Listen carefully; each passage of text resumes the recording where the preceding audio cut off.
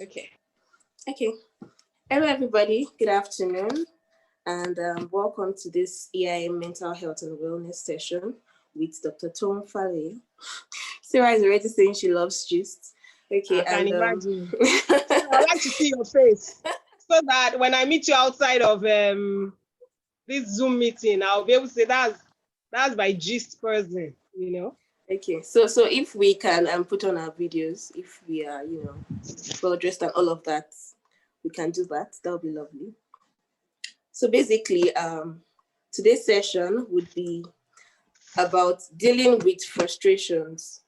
I'm sure everybody here has had to deal with. Okay, Sarah says she's in transit, so she might not be able to put on a video. Okay, that's fine. Yeah, but some other people have put on their videos. So basically, we might have been in situations where we're just really frustrated and all of that, be career-wise, family, and all of that.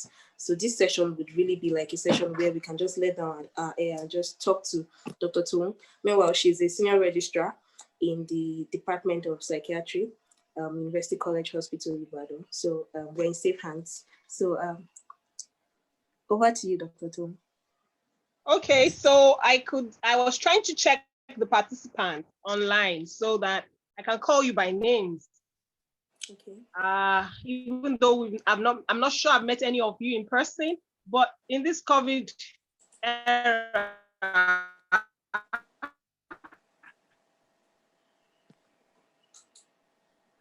I mean,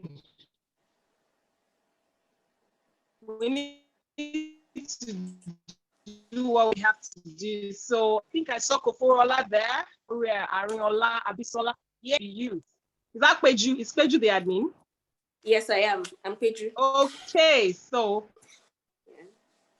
I finally get to see your face virtual as well. So hello everyone, yes. I'm glad to be here. My name is Toun, and I'm your colleague.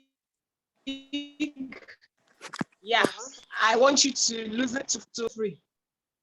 It's not a lecture, it's not a word round.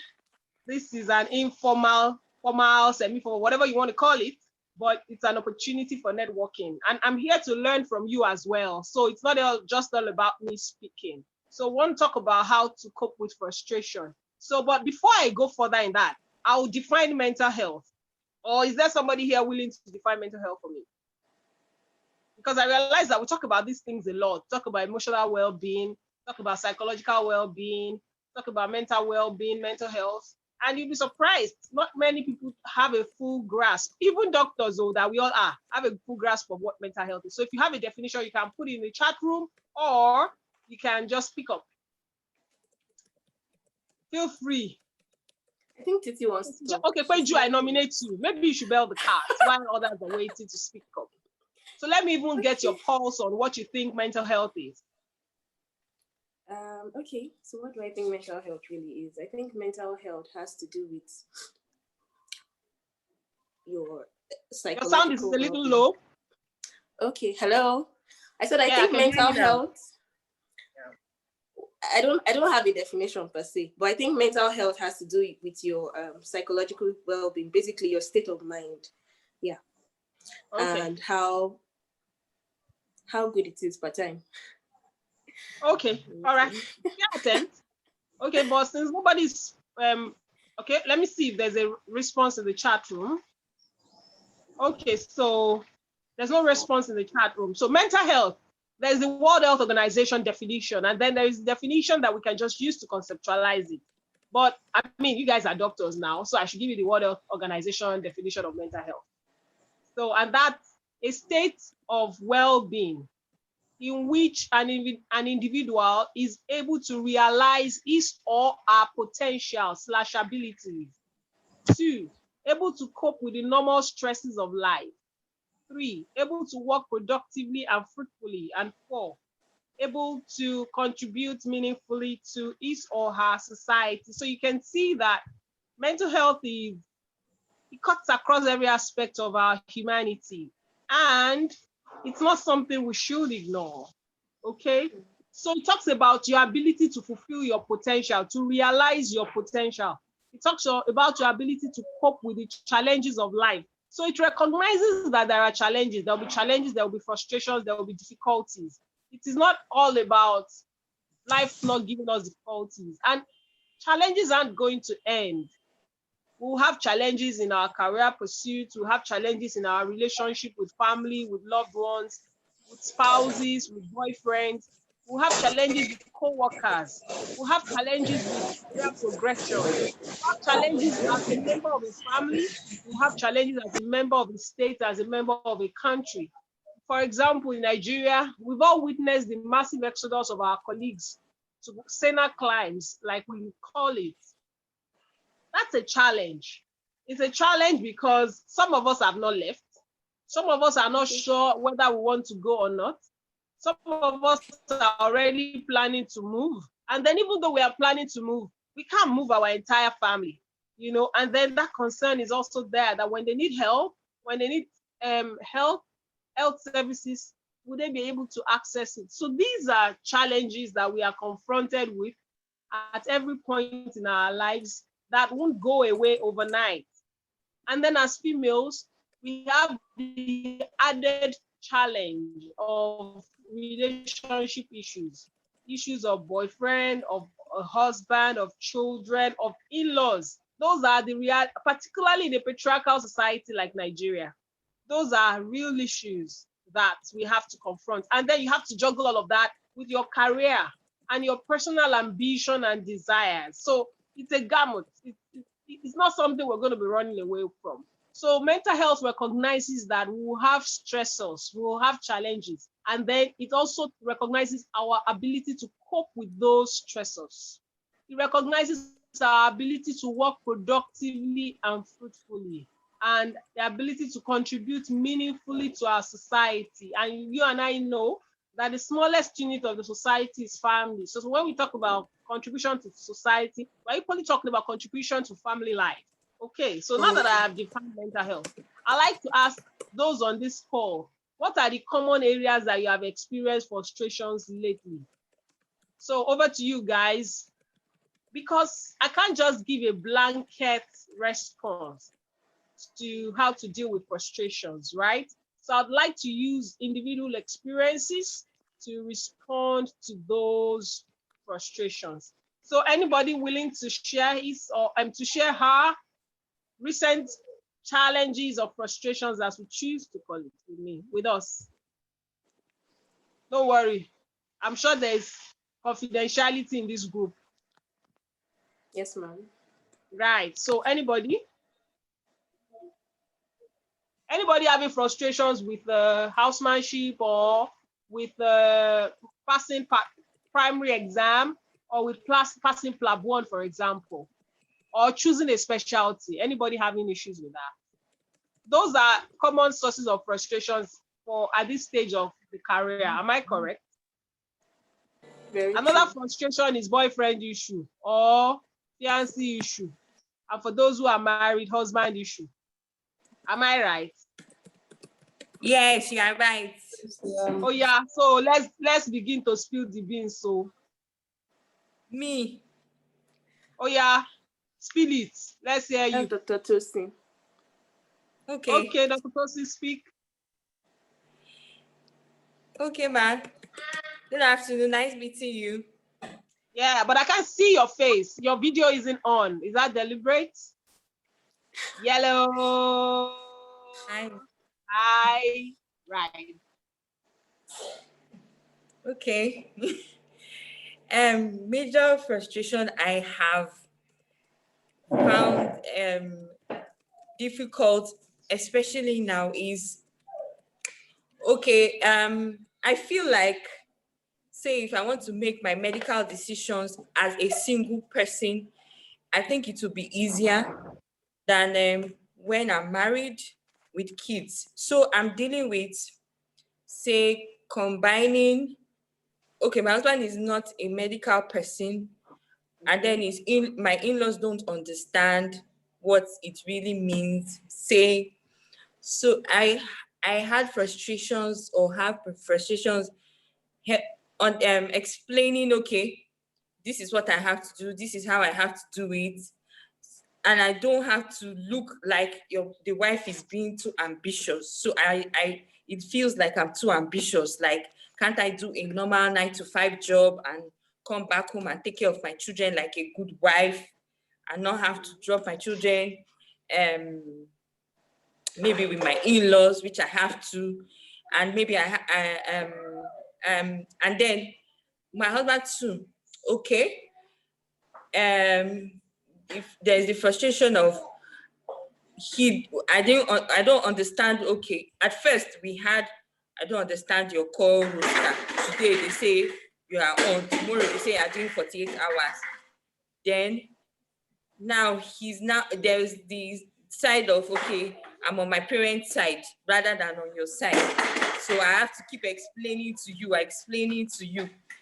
Then I have the fact that, okay, why can't you, I want to go for more, but then I consider I have children and my husband, so I have to look for maybe a specialty that can give me more time to be at home. And then when I'm at home, I now feel like I'm resenting the people I'm with because I feel like I can be doing more. Wow. I can't imagine having to deal with all of this. Well, but it's doable, right? So while I'm sure that this isn't in the entire picture, this is like an abridged version, really. So we'll try and address that. First off, I think you're doing an amazing job holding your home together in spite of the challenges so far. So you deserve some accolades for that. I also want to commend you for having the courage to speak up in this forum to share your ongoing frustration. Now, with respect to, let's take the call roster thing, for example. I think that perhaps you could explore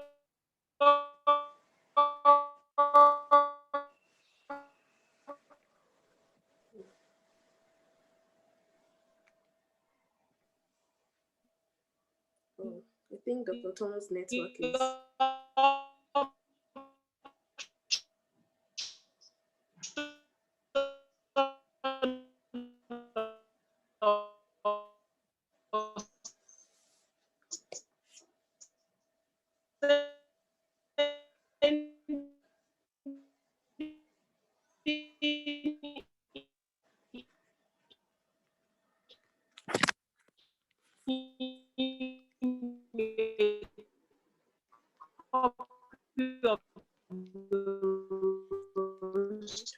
Pedro, can you chat her up and let her know? Also have to have a time where you. Yeah. Okay. Okay. I think she's gonna join. Okay. Join back. All right.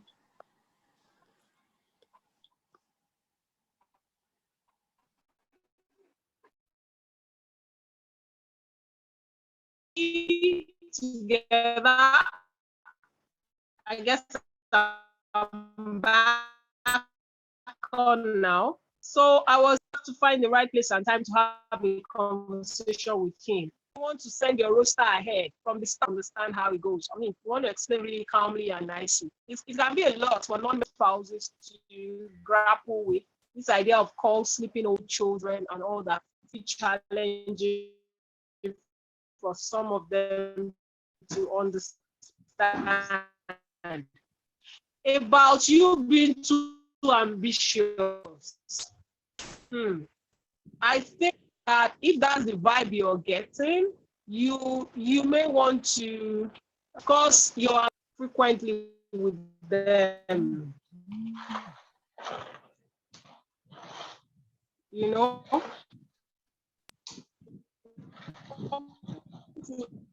you want to have, you don't want to talk too much about the things you want to do. Why? Because you don't need to get too many negativity. There's so much negativity in the world as it stands.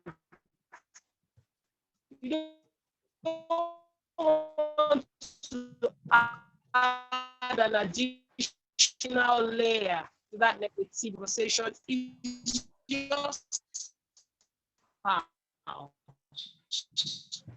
If you are able to get your spouse on your side. You are the one who owns this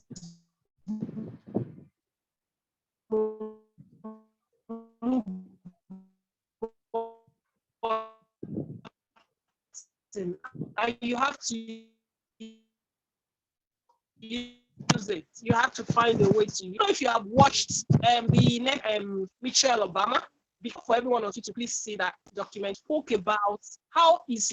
Are you all with me, please? Yeah. Titi, The network. The network Network was breaking. clear. Your words have Is been it better now? speaking. Is it better now? Just a, Yes. Okay. Okay, so let me stay in this position and see.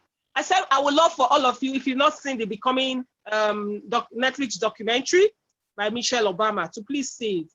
Can I be honest with you? When you get married and have children, the honest truth is that to a large extent, there will be a slowing down. There's going to be a slowing down. You are not likely to be operating at the same pace as you did before you got pregnant and had children. It's almost a given. So you need to understand that there are certain phases of our lives that as women know, women who will get married, female doctors, career women, that you will almost be slowed down, and it is no fault of yours. It's just, go watch that documentary. If Michelle Obama could admit to it, then that shows you that that's like the experience of most women. That's not to say you should give up your dreams or your ambitions, but you need to understand the season. When your kids are still small and growing, there will be some degree of compromise that you as the woman of the house has to make. And I experienced the same as well. I need to be honest with you. I experienced the same as well. So Becoming by Michelle Obama. That's the name of the documentary, right? So now, in choosing a specialty, in as much as I agree with you that you want to choose a specialty that will give you time to be able to run your home, in the final analysis, if you do not want frustration to persist from this young age till old age, you also want to choose a specialty that aligns with your person that you love. So you don't just give up your ambition because of your marriage or your children. You want to be able to strike a balance between the two, because your children will be all grown up and you will look back at your life. In the Maslow's hierarchy of need, there's a point where we talk about self-actualization.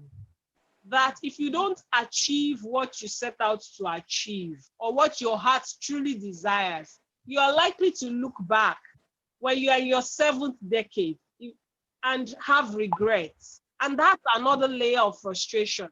So the choices we make now are very important. So I've said so many things, and I'm trying to, let me just recap. As a female doctor, female professional doctor who is married with children, there will definitely be times that you would experience some slowing down.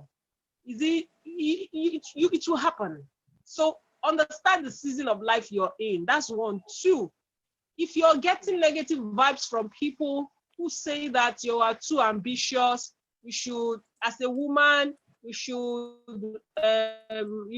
manage your ambition. You should not be too ambitious. You should focus on raising your children. I think you also want to be careful about sharing your ambitions with such people so that their negativity will not choke the ambition out of you. That's another angle. And if you have to choose a specialty, in as much as there is wisdom in choosing a specialty that allows for more time with your children, you also really want to choose a specialty that when you practice it, you feel fulfilled beyond the now, because your life, you still have years ahead of you beyond just raising your children. So you need to have that balance. And with respect to your call duty and difficulty understanding your call duty, I think you need to find the right time, place, and moment to have a heart-to-heart conversation with your spouse. You need your spouse to be on your side. to navigate your career successfully. One of the things you can do is let him have an access to a copy of your roster at the start of the month, and just gently explain how it's going to run to him. And then if you're a person of faith, you also, right? So let me just stop there. I hope that captures some of your concerns adequately. Thank you. I hope the network isn't as poor as it was earlier. Thank you. The network Okay, is better now. right. Wow. So I'm still waiting for more questions.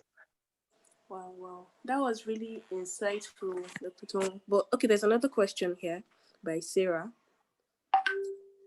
I have experienced frustration at work. One happened last night. Other healthcare workers having a lackadaisical attitude to work. Yeah. So basically, Okay. hers is a work frustration. Yeah, work-related frustration. Now, one of the things I've learned to do over the past 13 years of my practice as a doctor is, particularly now that I work in a specialty and we have our own ward, I understudy each of the healthcare workers, especially the nurses, because those are the people we work very closely with. Is my network still good? Yes, it's okay. Okay. We can hear So you. I understudy the nurses. So when I arrive on a shift, and maybe I'm the one on call, since I've understudied most of the nurses, if there are 3 of them on the ward, I already know the ones that if I need something, that's the person I'm going to go to. You understand? If I want to avoid exchange, unnecessary verbal exchange, there are those ones I avoid. So there's a strategy, because we are in Nigeria and these things are not going to go away.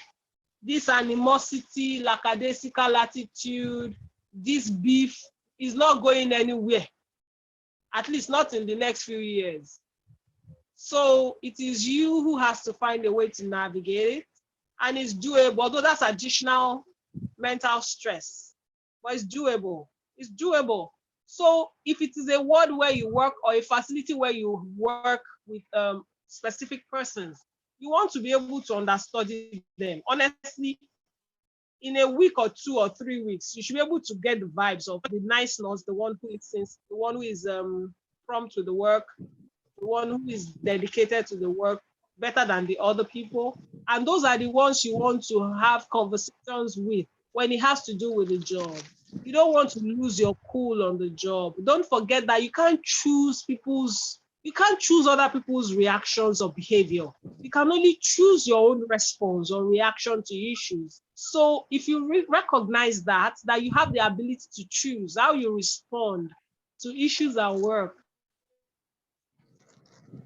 then trust you. Let me be honest with you. Me, I'm a very basketballs person. You understand that kind of thing? If not, they mess up with me for work, I will give it to you.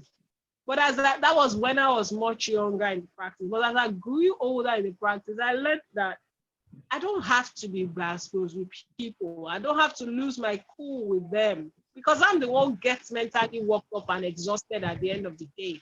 So I had to devise a strategy, which is one of the things I've shared with us. I understudy the nurses. I know the ones I want to speak with.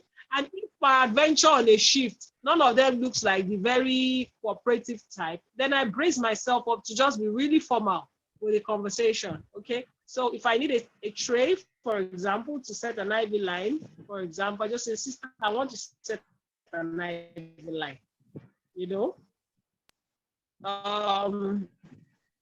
If I say they are going to cause a delay or they're not behaving like they heard me, I'll say, okay, so can all of these things be ready within the next 10 minutes or 15 minutes? Or if I know where they keep all the materials, I just go start picking the stuff myself. You understand? So that's one of the ways. But don't forget, you cannot control other people's behavior at work. You can only choose and control your own response and reaction to whatever they do. And that's what you need to have mastery over. Mastery. over your responses, over your reactions to other people's lackadaisical attitude. Thank you.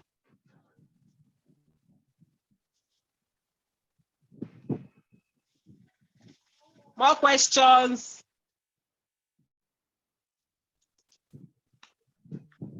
So nobody is dealing with the pressure of go and get married. When are you going to get married? Or frustration of no suitable fiancé. Nobody has that one. We are all comfortably doubled and coupled. Because that one a major headache for most female doctors. Sure, you know.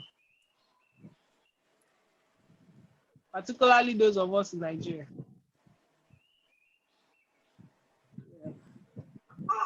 People are shy. Why shall you shy? Speak up. Who is dealing with frustration of whether to stay in Nigeria or to go? Okay, Dr. Sarah is talking about this marriage matter, and that's all she said about it. But I think it's in relation to what you just said about, the frustration of when are you getting married and all of that. Yeah. Okay, so they say I should talk about that one. Yes. You know what? That one, you cannot run away from that question. Okay. So one thing, well, depending on your parents or your people significant to you in your life. For me, my parents never asked me. I got married at 29. My father never asked me. And at the time I got married at 29, I was already like 6 years post-graduation. Imagine, I'd worked for 6 straight years. My father never asked me once. Never. Can I shock you? When I went to my dad to say that I found, and that was the only time ever I ever went to him to tell him I found the person I wanted to marry. He said he was not even ready to listen to me. That I should go and spend another 6 months thinking about it. I'm sure that that's the decision I wanted to make. That was around the age of 28. Wow. That may not be your experience. Yes. So I guess That's I was lucky. strange. That's strange in Yeah. Nigeria, in the culture and all of that. So I'm my parents' only daughter. So my father is my parents, and I'm really grateful for that. So if it's your parents that are asking the question, because you are now an adult, okay, you have to handle the issue like an adult. So you cannot be throwing tantrums, You want to get to speak with your parents like an adult. Yes. You need to find time to sit down with them and have that conversation with them at your own pace. So you be the one, even if it has to be a phone call. Don't let it be a time when they are the ones initiating the question. You will find time to sit down with them because it's a frustration. You are still dealing, to be honest, as a single female doctor that probably is not in a relationship, or even a relationship that is not yet certain whether we're going to get married. That's sufficient frustration inwardly. Okay. So you don't need the added layer of external frustrations asking about the IV or when the wedding date will be, right? So you need to be in charge of that situation. You need to be the one to sit daddy and mommy down together or independently, depending on which one will work in your own unique situation, and say that, mommy, I'm really thankful for, I'm just giving you a prototype of the speech. I don't know your parents, but you know them better. I'm really thankful that you're keen on my getting married, and I know that may be a source of worry for you. But that for you as a person, you are more interested in making a good marital decision that will make everybody happy, and that you would appreciate if they don't constantly ask about it, something like that. So what I'm recommending is that be the one that will initiate a conversation about it if you really want to end the questioning. Remember, I am talking about important people in your life. See, all the other people that are not important, including church members, blah, blah, blah, blah, blah. Because they are not important, their questioning you should also not be important. You get? They are just being nosy. You get? Because even when you choose the wedding date, they are not the one that will pay for the hall, are they? So why should their nosiness be a source of worry for you? So the people that should matter to you are your parents or your parental figure or your siblings. Those who really matter. Those are the ones whose constant badgering about that subject should matter to you. And if you want to fix it, it will not be at a time when they are the ones asking. You have to find a place and the moment to initiate that conversation when your emotions are not guarded. You know, when they're asking you, the first thing is your emotions become guarded. But when it is you that is initiating the conversation, you are in better control of your emotions. You have articulated your thoughts and your speech very well, and you will deliver this speech in the unique way that you know that your own parents would understand. So, but be hopeful. Don't settle for less out of frustration. It's not worth it. It's not worth it. It's not worth it, honestly. It's not worth it. I can tell you that for free. There's nothing like having a peaceful marriage. There's nothing like it. A peaceful marriage changes your life in a positive direction. A chaotic marriage also changes your life. Exactly. So this is the time to go for that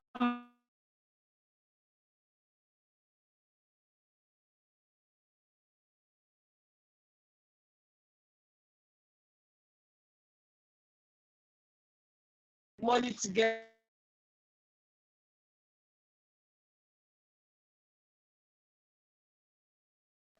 Uh-oh.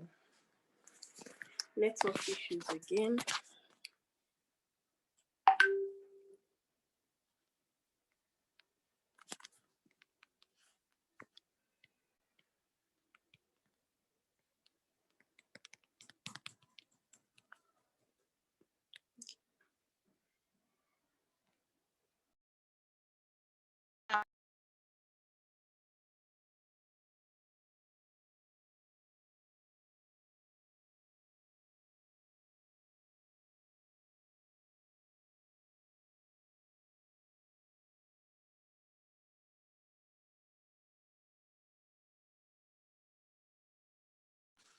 Okay, so I think Dr. Toun will soon rejoin us. The network is quite... Okay, she's back. Yeah, I don't know what went down with the network again. So this is the time to do the masters. I was saying, it's the time for you guys, for you ladies to come together as single ladies, plan a weekend trip to Jara Beach Resort, La Campaign Tropicana. Just spend like 50K in one weekend now. Just girls talking about career. It's true. Just 50K. Oh, I mean, that one is too much to enjoy life. Jara Beach Resort. It's good for the mental health. Oh. It's a good way to distress. Just pick a date as EMI. Pick a date. Go to La Tropicana in Lagos. Just there, 50,000 or 60,000. You'll be all right. All of you will have your ambitions. You actually structure that that weekend getaway. Structure it. Let everybody come with their ambitions and their goals. They're going to have accountability partners, and then you set the thing in motion. Go for fellowships, 6 weeks. Apply. Go to Kenya. Go. Just all of you people can travel as a group to Kenya. You can go to Cape Town. You can, and those trips are not expensive. If you harness the power of togetherness, you can plan a career. You can say, okay, so we're going to take this course in University of Washington and do it. I'm going to apply for this master's. I'm going to apply for this scholarship. And just do it in this your singleness. Keep back. Because you're going to get married, right? Those memories to keep. Honestly. If I say I want to hang out with my female friends, now you go take. Because everybody has children they are dealing with now. Some people, it is the weekend you say you want to travel, that their husband would not be available. So somebody has to stay home with the kids. Okay, so please, those are plan a getaway. It's a good way to deal with frustrations. And then, at the getaway, everybody is relaxed. You're not going to be talking work. You're not going to be talking about S1, S2, no money. You're going to be talking about fun, ambitions and plans, and then you can rub minds together. And it's a good thing. It's a good thing, trust me. Right. Amazing. So while you're waiting for the man to pop the question, you are still enjoying your singleness. Amazing. For real.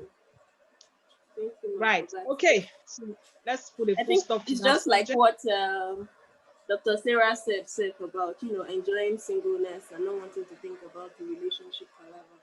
And just enjoying the period as it is. So, but even while you're enjoying the singleness, meet people, oh. Meet people, oh. Meet people. Meet people, oh. Yes, no, there's that tendency to be swarmed up with work. You're just working. Meet people. If you're a Christian and they have a singles fellowship in your church, attend. If they have program, attend. It's true, because I find it strange that most doctors, we are so career driven. We don't have time to just relax and be taken care of. You understand? I don't know. I think it's maybe this part of the training. The training makes you feel like... No, like go for singles meeting. If a guy says hi to you, say hi to them. Don't size them up by the quality of their shirt. Say hi. Hi, say hi. The guy says hi. The guy wants to collect your number. Give him your number. If after giving him your number, he starts talking rubbish, maybe there's a block button now. If you feel that the brain is not matching your own brain, maybe there is block button. Just block the button. But go out now, catch fun.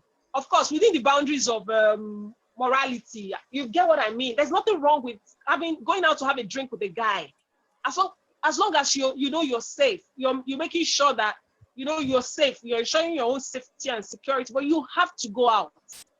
You have to meet people. Don't let this work cage you. It is frustration, no. If you work, you do call, you are tired, you are not going out. Why shouldn't you go out? People will go to church, they will go to mosque, they just do this meeting and they are back home. Why? They don't do fellowship after fellowship. Where do you want to meet people? Is it inside the hospital alone? We don't know how to enjoy life. We do know how to enjoy life. Eturakas, they release your body. Free yourself. Don't be stuck up. It's true. Even now, let me tell you something what my husband and I do. Because our lives are so busy, Monday through Friday. Saturday, sometimes we are out for Owambe. But thanks to COVID, Owambe has reduced. Sunday, when we go to church, we stay long. After the service lasts just about 1.5 hours. We stay long, we will gist with our friends. Our kids will be, our friends and their kids, they will all be in church, they are running around. We will stay long, we get home around 3. Church that we have gone to since 10. You can imagine. Nice. We come home around 3. Occasionally, somebody will come home with us. Gist with us. It's not all about reading. Catch fun, meet people, go out, meet guys. When they say hi, don't frank your face. Don't frank. I didn't say frank. Don't frank your face. Don't size them up like, who is this one talking to? Exchange a pleasant smile. You to us female doctors. For your mind, you don't have to go back there. You would have looked at his keto shoes. You know that kind of thing. Just smile at the guy. If he says hi, just say hi and just move on. If you don't want to, do you understand? But you need to be open. Don't let me overplug the issue. I'm just begging because I know I've been in that shoes as well. Female doctors, single female doctors, we are too, sometimes, maybe we are all females, we are too full of ourselves. Let's be talking the truth. Shebi, babe, PJ, Dr. PJ, you agree? Yes, ma'am. That we are too full of ourselves. Well, it's you won't realize it. So in your mind, when the guy walks up to you, you start checking the thoughts. Like, does he even know I'm a doctor? So when he says what do you do? There's a way you say I'm a doctor. I'm a medical doctor. There's a way you say it. There's that. Yeah, there's that thing. You want to show yourself. Part of this one. I know they your level. But let's tone down on that. Yeah. Yes, ma'am. Okay, thank you very much. My people are really, really enjoying this part of the gist. It's striking a lot of nerves, I guess. Yeah. So quickly, I would like to ask, because I know there are a couple of us, or quite a number of us who are writing a lot of exams, and there is bound to be exam-related frustration because you have to write one step after the other, pass this one, pass that one, coupled with all of this that we've discussed. So how do we actually handle it? Because these exams are not really going anywhere. You have to keep writing exams as a doctor. So how do we handle that really? So exams are part and parcel of our lives. I don't think it ever ends really. There's often one exam or the other. The format may be different. It's not an exam, you're still trying to publish if you're in the academia as well. So it's like, that's the life we signed up for. Number one, in preparing for these exams, I would say that to minimize frustration, we want to harness the power of community. The power of community, the power of many people working together to prepare for the same exam. There's the way that you would learn from different people's strengths. And when you seem discouraged, somebody is there to encourage you to keep moving. So please ensure that as much as possible, you are preparing for these exams alone, as well as a member of a community of people who are preparing for the same exam. And because we are now in the age of virtual meetings, it makes it easier. So you can join groups virtually. Please harness that power, because there are just sometimes life will throw curveballs at you that will test your resilience. And it is the community and the support network that you have that would push you forth, that would, that will be like your springboard. So that's important. Number two, give those examinations your best shot. Give them your best shot. Number three, your state of mind is very important. When there are family crises, family pressure, it can actually affect you. So you want to be able to have a mastery of your emotions and your circumstances. I tell people that, in my opinion, after you've prepared for an exam, the single most important factor in succeeding in that exam is actually your emotional state, your mindset. I mean, after you have satisfactorily prepared for the exam, if your mindset is not right, if anything tampers with your emotional stability, trust me, you're not likely to do well in that exam. So the emotional stability as the days to the exam approach is very crucial. You want to eliminate frustrations that you can eliminate. That's not the time to have relationship crisis. If you sense that your relationship is about to break towards an exam, you will need to find a way to either pack it aside or you ask for help. I'm saying this because it's something I experienced firsthand. The only time I failed in medical school was in my final year. And what happened was I was in a relationship with a guy, and I mean, we were young lovebirds. We've been together since we were like in GS3 as friends. First off, tall, dark, handsome guy. We attend the same church. And then, I never even ever imagined that he was interested in me because we were attending the same extramural classes, just 3 years ago, SS2, SS3, all the way. Until, he now went into, I think he gained admission into OAU. I gained admission into the University of Ibadan. We went like that. We were still in touch. But at some point, he showed interest in me. And, oh boy, I fell. I fell flat, right? So we continued the relationship. And then, it was really serious. We were talking marriage. We were planning to get married right after my own NYSC. But boom, he told his mom about us, and the mom said he went to pray, blah, blah, blah, blah, blah, and all of that, in all those shenanigans now. And then that was the end of it. But it was, what was the breaking point was, he ended the relationship about a week to my final year exam. Wow. I crashed. Wow. As in, I went into the exam with a blank mind. I was so it was medicine, surgery, public health. I passed surgery and public health. I failed medicine. And the part of medicine I failed was the OSCE. Because you know how OSCE can be. Your mind just has to be together. But I was in such a terrible emotional. In fact, the fact that I passed the other aspect was because I think for the surgery OSCE, I was quite familiar with many of the questions. So I just did it by rote. But when it came to that medicine, you need presence of mind. Your mind has to be present. You read the question, internalize it, ask all the things you need to ask within a period of 3 to 5 minutes, and move. I was just moving like a zombie.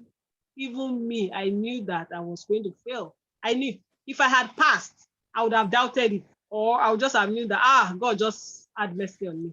So I'm talking about ensuring that when the exams are coming, you want to, if there are things within your control that you can take charge of, you want to take charge of them.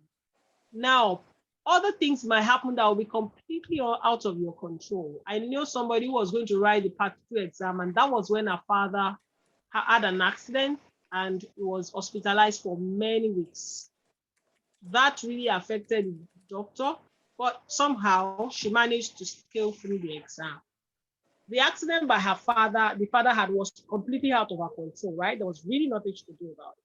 But she found a way to deal with the pressure of taking care of her father, taking care of her home front, and also preparing for, by asking for help. She understanding the things that are within your control and taking charge of them is crucial. Understanding the things that are not within your control and recognizing how they are impacting on you and asking for help as you prepare That for one is these breaking again. exams is also important. So harness the power of community. Oh, is it better now? Hello, is it better now? Yes, it is. Yes. So I said harness the power of community. I know there are people who can prepare for an exam alone and do well. Yeah, kudos. But it wouldn't hurt to belong to a community where discussions go on, where encouragement is available, where support is available. That's part of the thing. So I said identify the things within your control and things that are outside of your control, and know how to handle each of those categories. I said prepare well for the exams. Prepare well, prepare well, prepare well, prepare well. Yeah, so I think I should stop there with respect to that. Yeah. I think, okay, Dr. Doshima was saying she can relate when you were talking about the relationship, fiasco and all of that. So, yeah. Okay. Someone is, okay, Dr. Toun, I think you're raising your hand. Let me know it. Oh, I apologize. Sorry, that was an accidental thing. Okay. So another question was, based on something else I saw actually on Twitter, there was this doctor, not in Nigeria anyways, she was in the US. She was a resident doctor, and I think she lost her residency based on what she narrated anyways. She lost her residency spot because she opened up about some of the mental health challenges she was facing. And, they asked her to go on a short break, and then the short break became indefinite and all of that. So the question I want to ask is it actually advisable to speak up about, mental health issues relating to the workplace, bearing in mind that medicine can sometimes even worsen the presentation of those issues and all of that? And is medicine really a safe space? And what can we do to make it safer for people who have a lot to contribute, but might also be plagued with some mental health issues, really? Right. Excellent question. I think that if that was Network. done to her truly, and that's the real picture, I think she has it. Hello, is it better now? Hello, Yes, can we you hear can me hear. now? Okay, so I said Yes. that I think, thank you for that question. Excellent. So my first concern is if that's the entire story and she was asked to, she was stylishly exited from the program because of her mental health condition, I think she has a legal case. Honestly, I do not think that she should leave that line low. I don't think she should let that go easily because that's obviously discrimination. It's obviously discrimination, and that's not okay, right? So, because look, let me be honest with you. I have colleagues that have very serious mental health conditions that we were the ones that identified those conditions and we spoke to our bosses about it.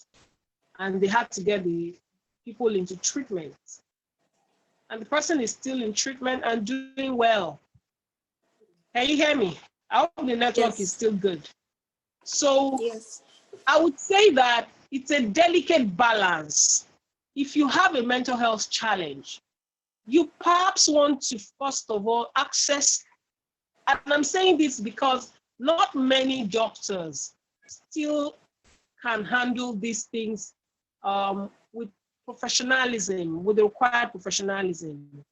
So because we are not yet there, you also want to protect yourself as well as protect your career if it is within your power.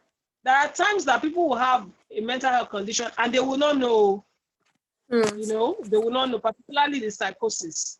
The person having the experience would not recognize that he or she has that condition. It's other people who will see the abnormality of behavior. But if it is the type that you can identify in yourself, you want to be careful in seeking help as well as in protecting yourself. So do not let the fear or stigma or discrimination stop you from seeking help. But in seeking help, you want to be wise and smart about it. You may have to open up to somebody outside of where you practice, who is reliable, who is dependable, and who knows his or her onions well. So that's what we should do. Please speak up, but be very smart and wise about it so you protect yourself and your career. I think I'll put it there. Thank you very much for that. Basically, because I mean, I know it's politically correct to feel like, oh, I can speak up and blah blah blah blah blah, but sometimes we're not even sure of what the response would be and how it will be taken and what it will lead to, and all of that basically. So, thank you very much, Ma, for that. Cleared it up. Then I have another question actually, before Please we go on. take any more questions, and then we round up the session. Sometimes it feels like Nigeria is out to frustrate people with the policies that keep coming up, and it feels like a lot of Nigerians, a lot of Nigerian youths are just looking for means to survive. Like a policy comes out, and then you have to look for another means to just survive. And it kind of dissuades people from thriving. So how do we really handle that? Because it is not within, it's not within the control of anybody living in the country. So how do we actually handle that without getting frustrated, really? Yeah. And in Okay. addition, Yeah. let me not.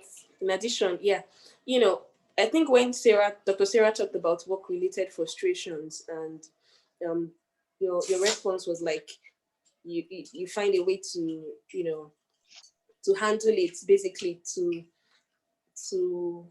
I can't remember the exact things you said, but what I got from it was that you find a way to not let people's reactions determine your own response, and you just find a way around it. But the question I actually have is that really a good way to deal with it? Doesn't that predispose you to maybe one day lashing out at someone because you've had to internalize all of this and then you found a way around it, and all of that? Is it really sustainable? Okay, so thank you for that. I'll start from the last question. Well, it may not be sustainable in the long term. But the point I was trying to make really is we can't control other people's behavior. We can choose our own responses and reactions. I'll give you a quick example. So recently, I'm the chief resident in my department, and recently a number of the registrars kept complaining about a particular nurse. They kept complaining about a particular nurse. And initially I was of the opinion that, okay, so this is how I deal with this nurse. And I gave that advice to a particular doctor who complained to me. So I think you should, and that doctor is a new doctor. He has barely spent 6 months in our department. So I think this is how you should deal with this particular nurse. About 2 or 3 weeks ago, another doctor came up with a complaint, and I just told myself that I think I need to fix this issue rather than asking each doctor to know how to deal with this particular nurse. So I brought it up at our residents meeting, and I threw it open. How do you want us to deal with this? This is my own idea. People came up with the idea that, oh, not all the nurses are like that. Since we know that it's a particular nurse that constantly gives us problem, why don't we raise this issue with the charge nurse again? You understand? I had raised this with the charge nurse about that particular nurse before. So my colleagues were like, let's raise this with the charge nurse again for the last time. And if we do not see any appreciable change, then we go formal. We were ready to do a video. We're ready to get her recorded on one of those times when she starts saying unprintable things to one of our doctors. That was going to be our next line of action if the reporting to the senior nurse didn't work. So I just went to the senior nurse and as I called her, spoke with her, that look, I'm not even saying that, I'm not going to go into any narration about specific events, but my concern is amongst all the nurses, her name keeps coming up as somebody who constantly harasses doctors, network group. Can you please talk to her? Because the next time it happens, we would not take it lightly. And that was my final conversation with the charge nurse. Trust me, I know the charge nurse did something about it, because I just saw that nurse in question stopped greeting all of us, started giving us attitude and all of that. You know how senior nurses can be when they are correcting junior nurses. I'm sure they have said harsh things to her, and she didn't like it. She knew it was coming from me as the chief president. So I think that so far we have been able to deal with that. So sometimes you have to go a step further. And one of the things I'm encouraging doctors to do is the pen is mightier than the sword. Sometimes you have to document these things formally and just lodge a formal complaint about specific individuals. Okay? Let me just stop there for that. Frustration with respect to policy changes in the country and how it affects us as young people, as young professionals with ambitions. You need to decide up front if you want to stay, if you can continue to adapt or adjust to the uncertainties of policy change. You see, I am in Nigeria up to date because I believed so much in Nigeria. I never in my life imagined that I was going to live and work outside of Nigeria. I plan to go on vacation with my family to other parts of the world, but living and working outside of Nigeria was never part of the plan until recently. So I've gotten to my breaking point as a person, 13 years after I got my MBBS. You understand? So if you're a hopeful person like me, and you know that you have resilience, and you feel to a certain extent that you have a part to play in this country, you may want to keep rolling with the resistance. It's fine. I've done it. You understand? I've done it. But I've gotten to my breaking point. I've gotten there. I've started making plans to leave. 13 years after. I do not have any regrets whatsoever for having stayed back in Nigeria up until this point. I'm just saying that I've gotten to my limits. If my plans work out, I'm out. Hmm. You understand me? So I think that if eventually individuals have to decide what their breaking points are, what their breaking point is. But I would advise sincerely, as young doctors, ambitious young people, you should have plan A, plan B, plan C, plan D, plan. You understand? Because this Nigeria is uncertain. There's so much uncertainty in the country. But live with your purpose and conviction as well. So I'm speaking from both sides of my mouth. Sure, you can see. I'm speaking from both sides of my mouth. I'm not asking people to leave. Yes, I'm not asking people to leave, and I'm not asking people to stay. And that's why I use myself as an example. If after 13 years, that's when I'm beginning to consider leaving. I mean, do you get? It looks like it's late, but it's at the point when I got to my breaking limit. For 13 years, there was nothing anybody could say about Nigeria that could move me. Nothing. I'm telling you. Right in my presence in my department, every year, people were applying. My office partners were applying for jobs in the UK, and they were getting it. Right in my presence. And it never moved me for once, not once. Just last year, one person left. 2 years ago, 4 people left. As senior registrars, 3 years ago, 3 people left. The year before, 1 person left. And that has been the pattern. I was not moved. I tell you, I was not moved. But now I have been moved. I have become moved. So there is no one size fits all response. Know what your limits are. For some people, the limit was in medical school. God, they couldn't just wait to finish medical school to get out. I hope you know. Yes. Medical school housemanship. So know what your limits are and decide when you've had enough. And move. Whenever you wake up is your morning. Yeah. But if you think you're very convinced Nigeria is for you, I have a classmate who is not going anywhere. His name is Samson Shonowo. He runs 3 private practices in Lagos. The guy ain't going nowhere. People send him money from the UK. Irrespective of the government policy, the guy he's ready to die in this Nigeria, serving Nigerians. And I commend him for that. That would be all for that, with respect to that question. That's very strong. Very strong. But I think it addresses everybody basically, whether you want to stay or whether you want to go whenever you want to go. Maybe you want to stay and go later, like Dr. Toun, whatever your part is basically. I think it addresses everybody. So I don't know if there are any more questions. We started the meeting a bit late, which is why we have extended a bit. But I don't know if there are any more questions before we round up and call it a day. Okay, I don't think we have any more questions. But I someone is raising a hand. Okay, Sarah, I think Sarah wants to talk. Please, you can unmute and talk. Hello, Dr. Faloye. I don't know if you can please, see me now. So I've arrived my destination. Please take off remove the my mask so that we can see the full glory of your face. Okay, so this is Dr. Sarah. Can you hear me? Hello, can you hear me? Yes. So this is my face. All right. Thank you very much for that. Hello, can you hear me?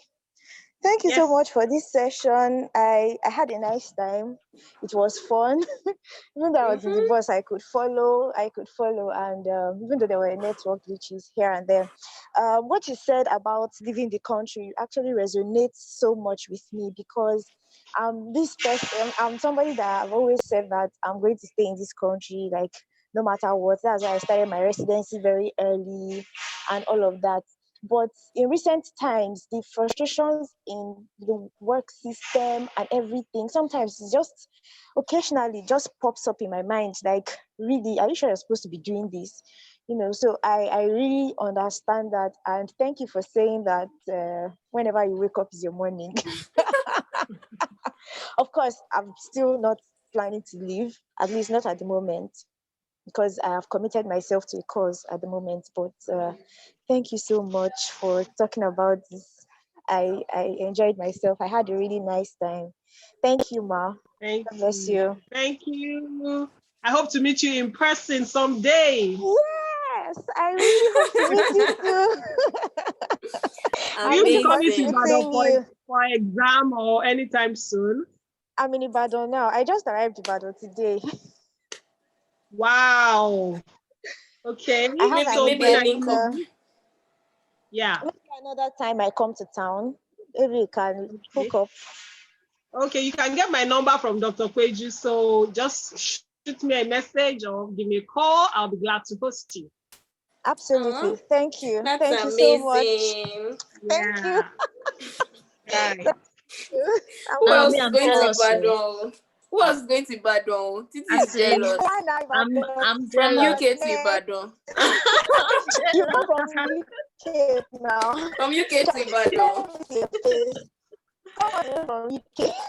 Thank you Let so much, me see your Dr. face. Toun. I missed your Been an face. amazing session. Like, I So didn't I even think have we any can just question to ask because before I asked, you were already answering things that I had in my head. And Wow.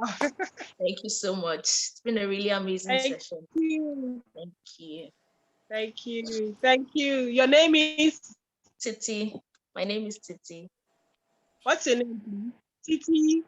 Okay, nice to meet you. I And hope I'm I also get going to to meet steal you in your number person, from whether Peju in the too UK because or in I have an Nigeria. interest in psychiatry. Okay, So yeah, please go ahead. Oh, come join us, come join us, come join us, come join us. You're welcome. I get my number from a her. proceed. No thank problem. you. Thank So I think we you. can just unmute and put on our videos now and thank Dr. Toun, as we end the session, basically. It has been really amazing. So, she has really answered our questions, very down to earth, very honest about, the questions and all of that. So yes. Yeah. Okay. Dr. Thank you, Victoria. Dr. Toun. Thank you so I much. really appreciate and I had a nice time. We were really Aww. Okay, can I ask one question? I think I have one more question, Pedro. Sorry. Is it possible? Okay. Very briefly. Can she hear me? She I can can hear hear you. you. Oh, okay. I wanted to ask, are there like coping mechanisms to, like, when you feel stuck and you can't move forward? You can't move forward. I don't know how to explain that. Wow, good question. Okay, so let me tell you something about myself. It's going to shock you. It's not something I say proudly. I've been in residency for a duration of time that many would have done psychiatry like 2.5 times over. Okay? Right. It's not something I'm proud of. But there are many reasons for that. Not because I failed any exam or just many reasons that time will not permit me to go through. And guess what? When I was then ready to move, like, okay, so let me do my part 2. You are familiar with how we do residency now. You do part 1, you do exams. Part 2, you do research. And you understand, you have to do a research. So when I was ready to start my research, then COVID happened. And my research is supposed to be amongst incoming prison inmates. I'm supposed to be screening them for mental health conditions. Unfortunately, there is the federal government's instruction. They don't take in new inmates into all prisons in every state. So in each state, there's a designated COVID prison. Unfortunately, the one very close to me in Ibadan is not the state designated COVID prison. And it's supposed to be the largest in the state. It is the other one in Oyo that is the COVID designated prison. But Oyo is far from Ibadan. I was even willing to make the trip each time they have a handful of new inmates. But there are no new inmates. Most of them are locked up in police station, EFCC custody, civil defense. So I'm stuck. And they've told us we need to round up for residency. As in, I was stuck. If you check my social media handles, I actually wrote about it at the beginning of the year, about some of the things I went through. I actually, by the time it was January 3rd, I knew I was stuck. I was stuck. Like, what am I going to do? How do I complete my part 2 this year? If I wanted to continue with that project, there's no way, because the COVID is still very much around now, and nobody knows where COVID is going away. Are you following me? So I just decided to, so my friends were saying, so apply for MTI. MTI is a program that allows you as a doctor, international medical graduate who has experience in certain specialty to move to the UK to go and work in that specialty. And that was the scheme that, I mentioned that a number of my colleagues have been living in the last 3 years, 4 years. That's the scheme that takes them to the UK. All you do is you put in an application, they screen your application, they conduct a Skype interview for you, they are satisfied with you, you get your GMC registration. It's that simple, no plab, nothing. It's pretty simple. So my friend said, Toun, just go ahead and do this stuff. I mean, even the people that finish fellowship, they don't even have consultancy job. I have colleagues that have completed fellowship in psychiatry. They don't have jobs. They don't. So they're just staying at home. So, but then I just decided, okay, let me go and speak with my head of department, because she also happens to be my mentor. So the first thing, when you feel stuck, you know the meaning of stuck? You can't see the way out with your eyes by yourself. That's what it means to be stuck. You can't see the way out. Like, there's no way out. I can't figure it out anymore. So you need to speak up. But in speaking up, you need to have been able to arm yourself over the years with the necessary kind of people, the useful kind of people to speak up to. So at that time, that was early this January, I felt stuck and I decided to speak with my HOD. And I told her, okay, ma'am, considering applying for MTI, that's the only thing I think I can do now. My HOD said, no, that's not the only thing you can do. So you can write another proposal and still write your part 2 this year.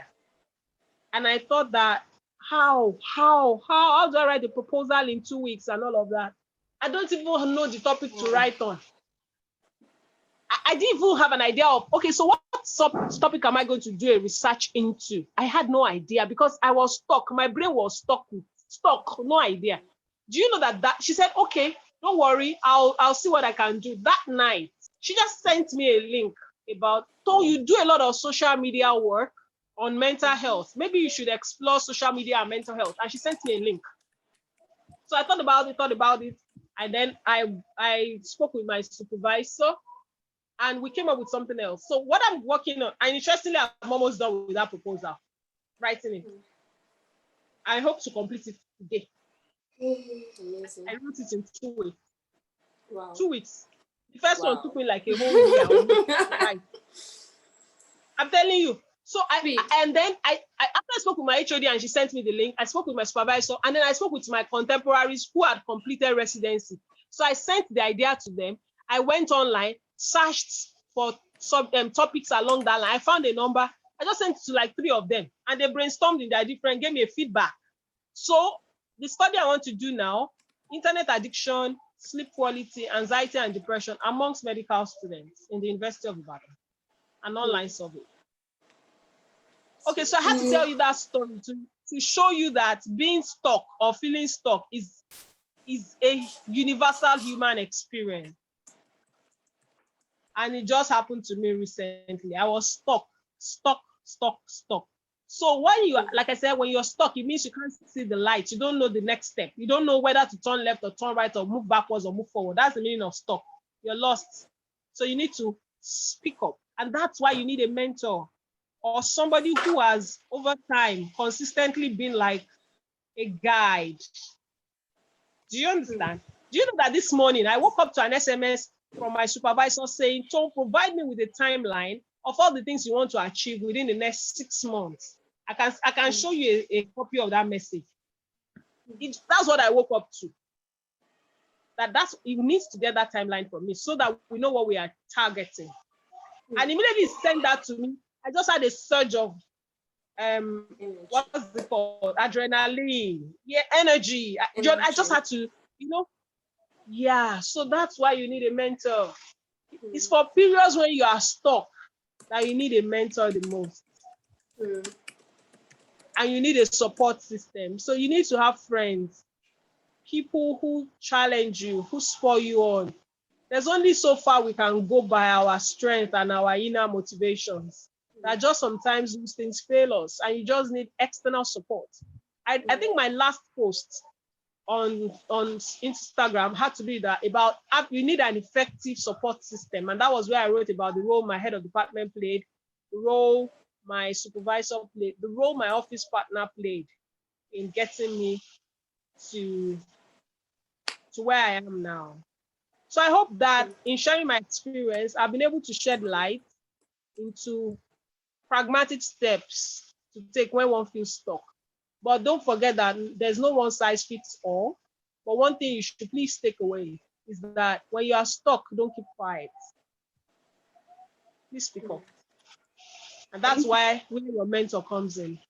You don't need a mentor so you should have had a mentor before you get stuck. Right? Okay, so let me stop. Thank you very much. Wow. I was not the one who asked the question, but I got a lot from it. That was very deep and, practical. Thank you very much, Dr. Toun, and thank you, Coco, for asking the question too. So, in the absence of any more questions, let us put on our videos, unmute ourselves, and thank Dr. Toun. Thank you, Dr. Toun. Thank you, Dr. Toun. Thank you so much. Thank you. Thank you. We love you. Thank you. Love you too. Yeah. We love you. Thank you very much. It was an amazing session. Pleasure. I had fun as well.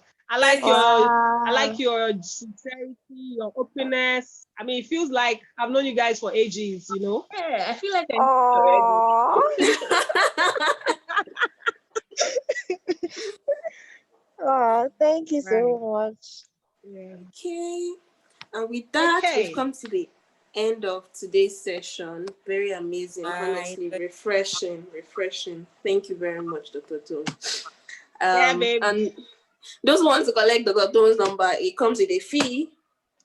Well, I want you made the profits. PJ, don't forget to send me my share. No problem, man. Nice doing business with you. All right. Same here. All right. Bye, guys. All right. Bye, ladies. Bye, guys. Sorry. Yes. Bye. Yeah. Okay. So we can exit the session now.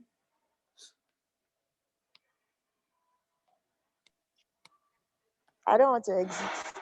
Let's stop the recording.